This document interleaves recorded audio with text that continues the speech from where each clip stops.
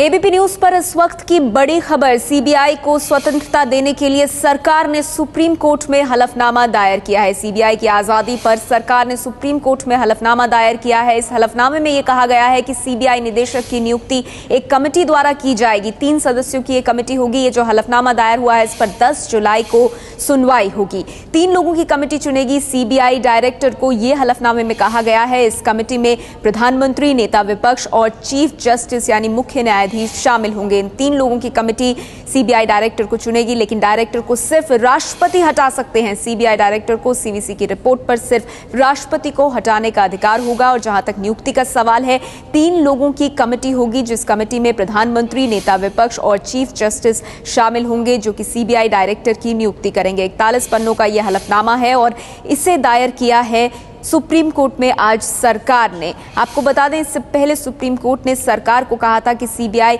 बंद पिंजरे में बंद एक तोते की तरह है और किस तरह से सरकार सीबीआई को स्वायत्त करेगी, इसको लेकर सरकार से पूछा था। और उसी के जवाब में सरकार ने आज हलफनामा दायर किया है सुप्रीम कोर्ट में, जिस पर 10 जुलाई को सुनवाई होगी। केंद्र सरकार का सुप्रीम कोर्ट में दिया गया यह हलफनामा है, जिसमें कहा गया है कि 3 सदस्यों की कमेटी सीबीआई डायरेक्टर को नियुक्त करेगी। 3 लोगों की ये कमेटी होगी। इन 3 लोगों की ये जो कमेटी होगी, इसमें कौन कौन शामिल होगा? इसमें प्रधानमंत्री, नेता विपक्ष और चीफ जस्टिस शामिल होंगे। आमतौर पर पॉलिटिकल अपॉइंटमेंट होता है सीबीआई डायरेक्टर का, पॉलिटिकल अपॉइंटी होते हैं, ये आरोप लगाया जाता है। तो कहीं ना कहीं इस स्थिति को बेहतर बनाने के लिए ये सुझाव दिया गया है, जो हलफनामे में रखा गया है कि कमेटी में प्रधानमंत्री, नेता विपक्ष और चीफ जस्टिस होंगे।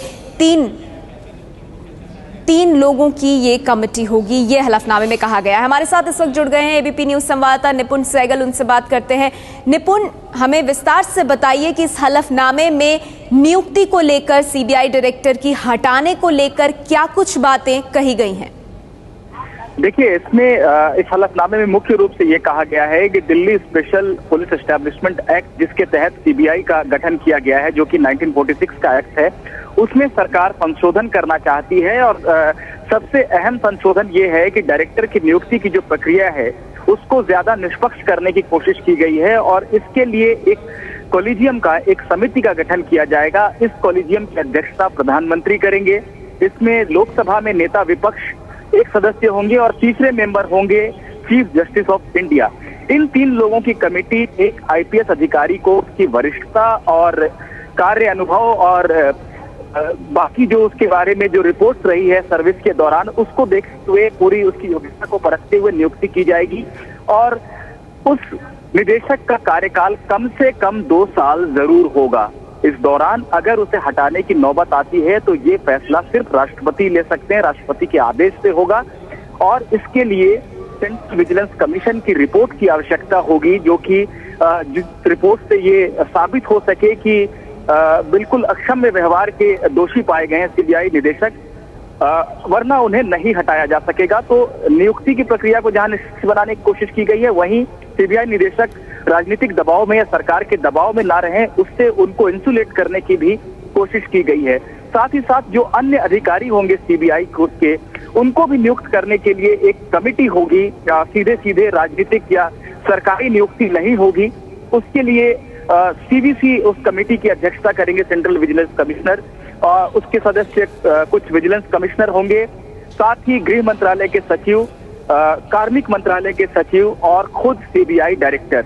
तो इन लोगों की कमेटी होगी जो कि बाकी अधिकारियों की सीबीआई में नियुक्ति देखेगी और उनके ट्रांसफर या पोस्टिंग से जुड़े दूसरे मामले भी ये कमेटी देखेगी। शुक्रिया निपुण, इस जानकारी के लिए। सीबीआई की आजादी पर हलफनामा दाखिल किया है सरकार ने, और यह हलफनामा दायर करने के बाद जो याचिकाकर्ता हैं उन्होंने क्या कहा, सुनिए। सेक्शन 4 को अमेंडमेंट किया जा रहा है।